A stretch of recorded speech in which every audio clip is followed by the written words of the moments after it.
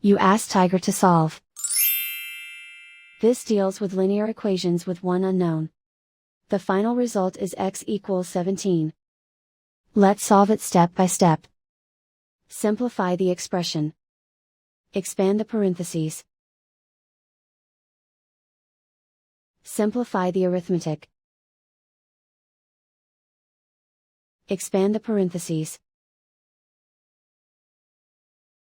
Group like terms. Simplify the arithmetic.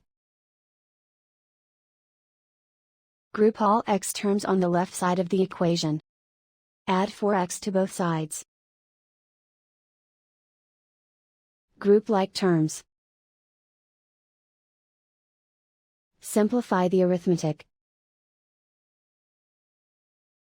Group like terms. Simplify the arithmetic. Group all constants on the right side of the equation. Subtract 15 from both sides. Simplify the arithmetic.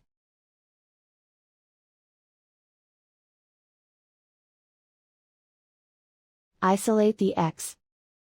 Divide both sides by -5. Cancel out the negatives.